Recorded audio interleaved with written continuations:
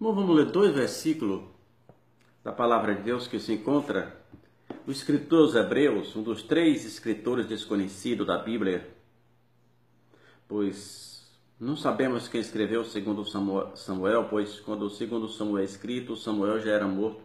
Apesar da pessoa ter atribuído o livro a Samuel, não sabemos quem escreveu o livro de Jó, pois Jó mesmo descreve que gostaria que alguém descrevesse, lógico, a prova que não foi ele. E o escritor aos Hebreus, que algumas pessoas atribuem essa linguagem a Paulo, por ter muitas coisas parecidas, muitas linguagens parecidas com as de Paulo, mas o certo é que não sabemos quem é. Portanto, o escritor aos Hebreus, no capítulo 12, o versículo 1 e 2, tem uma coisa maravilhosa que a gente que chama a atenção para nós. Ele diz assim, principalmente no primeiro: portanto, também nós, visto que temos a rodear-nos tão grande nuvem de testemunha, desembaraçando-nos de todo o peso do pecado que eternamente nos assedia, corramos com paciência a carreira que nos está proposta.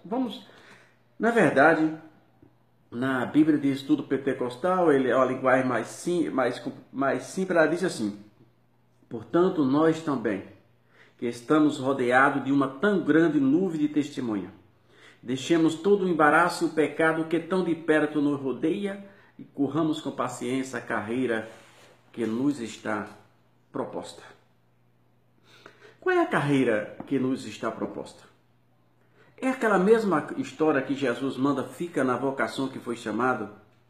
E muita gente acha, você foi chamado para estar na Assembleia de Deus, você foi chamado para estar na Universal, você foi chamado para estar na Deus Amor, na Batista. Não. Você foi chamado para ser servo. Você foi chamado para obedecer a Jesus Cristo. Ele diz, portanto, nós também que estamos rodeados de uma tão grande nuvem de testemunha. Tudo o que fazemos, as pessoas estão olhando. Ele diz, e deixemos todo o embaraço e o pecado que tão de perto nos rodeia e corramos com paciência.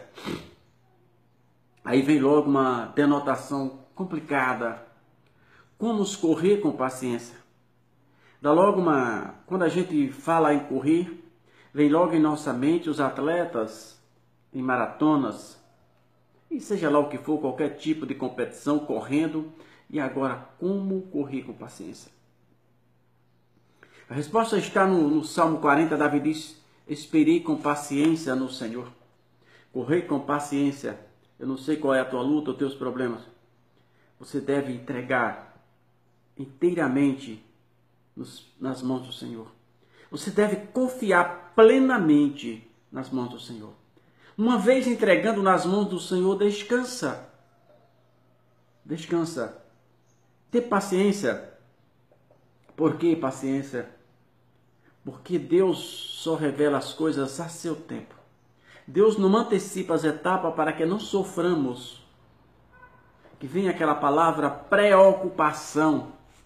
Toda preocupação traz prejuízo espiritual, traz prejuízo financeiro. Juraci, uma preocupação pode trazer prejuízo financeiro?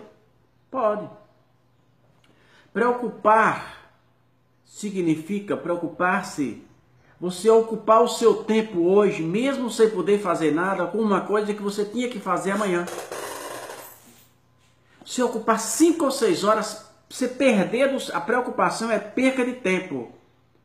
Quando você perde o tempo com uma questão que você não pode resolver agora. Você se ocupou a sua mente, o seu espaço, aquilo que você estava fazendo antes do tempo. Portanto, nós também. Quando ele diz nós também, é porque outras pessoas já passaram por isso. Foram louvadas ou condenadas. Porque ele diz, portanto, nós também, que estamos rodeados de uma tão grande nuvem de testemunha, deixemos todo o embaraço e o pecado que tão de perto nos rodeia. É por isso que eu sempre digo, não precisa tu dizer quem és. As pessoas falam por você. seu ambiente de trabalho, a sua escola, a sua faculdade. Não é você quem diz a sua vida. Lembro de uma certa feita, quando quando morava em Salvador, alguém ligou para mim no rádio e perguntou: quem é você? E eu, por trás de uma linha telefônica, eu sou quem eu quero. E eu disse para ela: você quer que eu descreva como? Qualquer coisa que eu descrever por trás dessa linha pode ser verdade ou mentira. Não tem como eu dizer quem eu sou. Então, quando Jesus diz assim que é pelos frutos que os conhecereis. Um dia, um parente meu, que eu tenho conhecido, né, um tanto intelectual, disse para mim que quando Jesus, estava falando pelos frutos conhecereis, Jesus estava se referindo também lá no final, aí ele quis assemelhar como o joio e o trigo. Não, irmão, é hoje. É hoje. Jesus diz que é pelos frutos. Nós olhamos para um fruto e falamos da árvore dele. Esta é uma jaca, é fruto da jaqueira. Esta é uma manga, é fruto da mangueira. Esta é uma goiaba, é fruto da goiabeira, e assim sucessivamente. Por isso que ele diz aqui, nós, portanto, que estamos rodeados de uma tão grande nuvem de testemunha, deixamos todo o embaraço, o pecado que é tão de perto nos rodeia. Por isso que eu tenho medo, quando eu vou, você está na igreja e alguém está dizendo: eu estou cheio do Espírito Santo, estou cheio de autoridade de Deus. Quem tem autoridade não diz. A autoridade de Deus, ela é serena. Lembra-me da história, já contei várias vezes, mas vou contar novamente,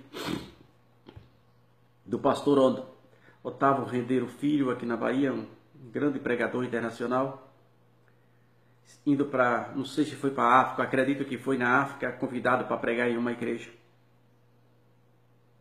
E ao descer do carro na hora do culto, na porta daquela igreja, havia umas meninas, as recepcionistas, as irmãs recepcionaram, com aquelas brusas, com a barriga delas todas de fora, costumes da África. E ele disse: meu Deus, eu vim pregar aonde? Olha as mulheres que estão nos recebendo na porta da igreja. E de repente, tudo a propósito de Deus, parou um carro. Dentro daquele carro vinha um paralítico. E algumas pessoas pegaram aquele paralítico, tiraram do carro. Antes de entrar na igreja, aquelas irmãzinhas que ele achou que não era nada, se aproximaram do carro, ou se aproximou daquele irmão paralítico e orou. Em poucas palavras, aquele homem estava são e se levantou e já entrou naquela igreja naquela noite andando.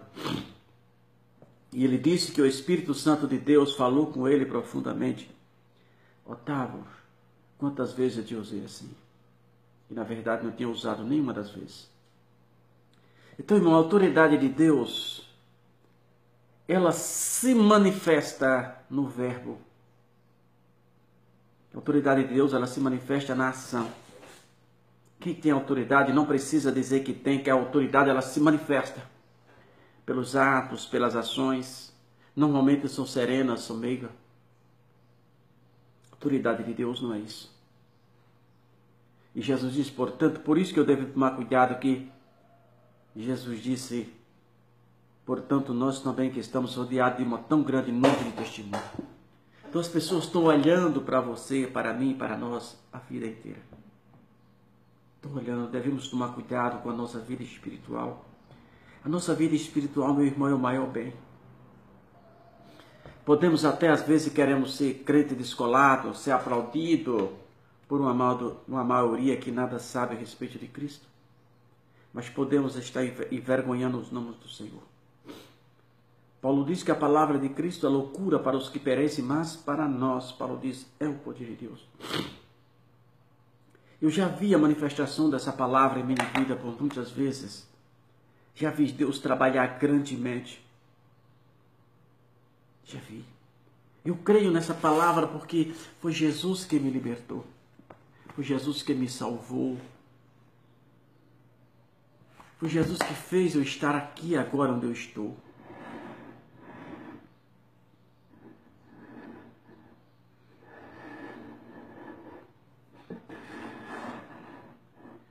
Não passei nesse concurso porque estudei. A maioria do tempo eu passei no mato para me distrair.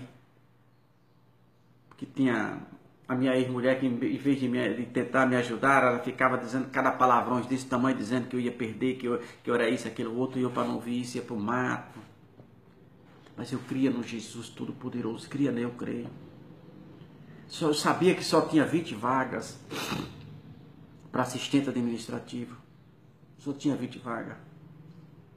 154 pessoas se inscreveram, fizeram a prova. Que fizeram? 154 pessoas. E eu empatei no terceiro lugar. Foi eu que estudei? Não. Porque eu apenas com segundo grau e alguns cursos, que não curso 700 horas, outra coisa assim. Mas a maioria dessas 154 pessoas, todas elas têm um nível superior e até com pós-graduação. Eu louvo a minha vida, eu devo a minha vida ao Senhor e Salvador Jesus Cristo. Então, meu irmão, a nossa vida depende disso. Venhamos ser gratos a Cristo em todos os momentos das nossas vidas. Se estamos de pé hoje, é pelas misericórdias do Senhor. Por isso devemos tomar cuidado. Portanto, nós também, que estamos rodeados de uma tão grande nuvem de testemunha, deixemos todo o embaraço, o pecado que tão de perto nos rodeia e corramos com paciência a carreira que nos está proposta. Jesus nos propôs ser verdadeiros atalaias, Jesus nos propôs ser o seu representante. Então que Jesus Cristo nos dê sabedoria e força para continuar te servindo em espírito e em verdade.